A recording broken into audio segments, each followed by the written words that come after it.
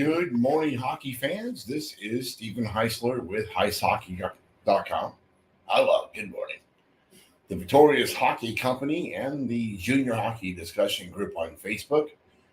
You are watching the Junior Hockey Morning Show.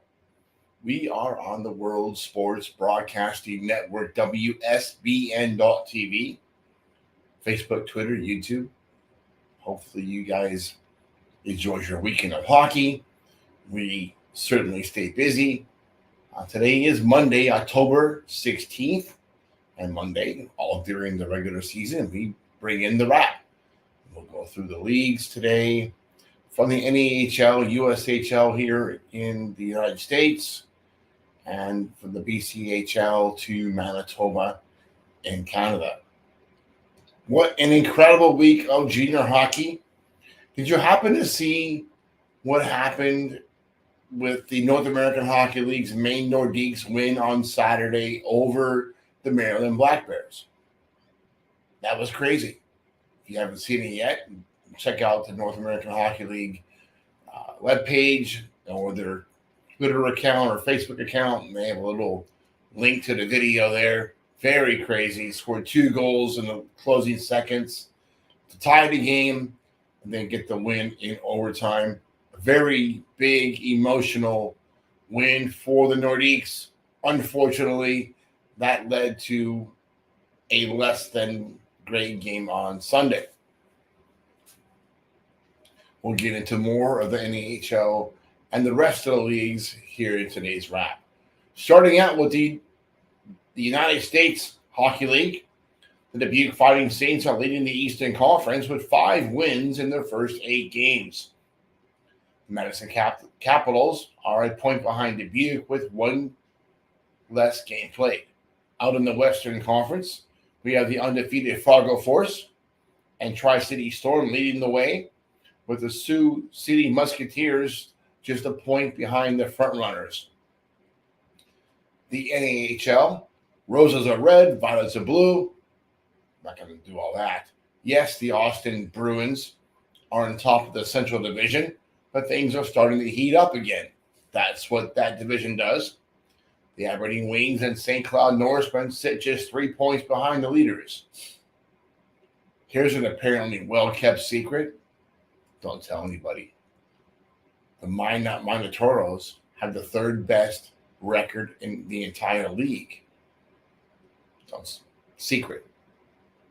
Cody's going to probably call me this morning and say, "What are you telling our secrets for?" It's all right. I tried to tell the Northeast Generals general coach, Brian Erickson, that dumping the perverted general manager, allegedly, would generate success.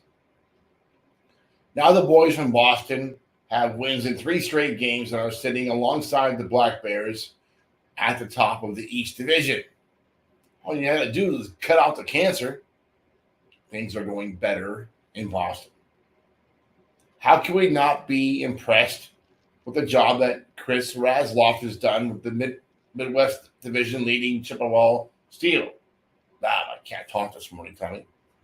Winners of 7 straight games and officially tied with the Minnesota Wilderness, who are on a 6-game burner of their own. Listen, Chippewa came out of the showcase. I had reservations. Wow. Playing great hockey right now. Good job, Chris. Raz, tell me, when we went to Minnesota to watch the 3HL showcase, we stopped in Rochester, and Raz was the coach that we saw in Rochester that day.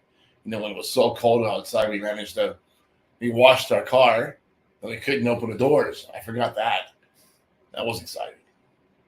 The Kenai River Brown Bears are starting to fizzle way earlier than usual.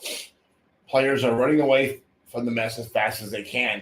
They barely got a little bit of snow on the Kenai Peninsula, and players are already starting to run. Let me tell you something. It's not about the snow, is it?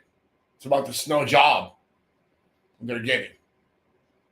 A question for Nate Keel, general manager for the last, maybe the entire time the Brown Bears have been in existence. Do the new players have to pay the full fee, Or is that actually prorated? We're going to find out. Poor guys going there. Kenai River and the Merritt Centennials are two peas in a pod. The Lone Star Brahmas 6-game win streak has elevated the club to the top of the South Division standings, but both Oklahoma Warriors and El Paso Rhinos have better winning percentage records at the moment. In the BCHL, the British Columbia Hockey League, there's only one undefeated team right now, and that is the Surrey Eagles. The Victoria Grizzlies share the Coastal Division lead with Surrey. And it's the same old in the Interior Division.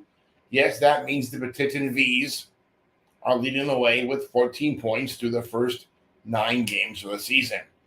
Vernon Vipers actually have a better winning percentage at this point, 857, with just a single loss in the first 7 games of the season. I need some water.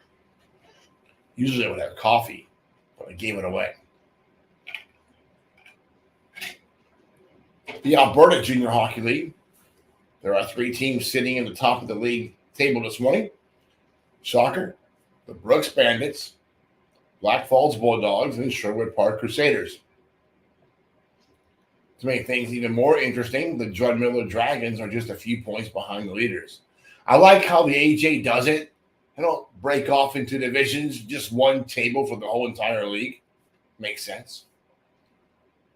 I'm kind of concerned what's going to happen next year. We'll see that later. The Saskatchewan Junior Hockey League, once again, the Vatera. Can I say that word right without rolling my R's? Damn, Spanish has messed my whole life up. But then the Vatera division is being led by the high-flying Weyburn Red Wings. Now 4-2-0-3 after a disappointing week. The division lead has dwindled to a single point ahead of the second-place Melville Millionaires. The Neutron Division's Humboldt Broncos remain undefeated in regulation and are now in sole possession of first place. Battleford's North Stars are 3 points behind in second place. It's beginning to look like the Flin Flon Bombers. I messed up something here. Of the Sherwood Division are going to make a run for it. Already 9-0-1 to start the season, they appear to be powerhouse to deal with this year. This has been a rough show, Tommy. My voice and speech is just completely thrown off. Manitoba Junior Hockey League. Dolphin Kings lead the MGEU West Division. Their lead has been reduced to a single point over the Verdun Oil Capitals.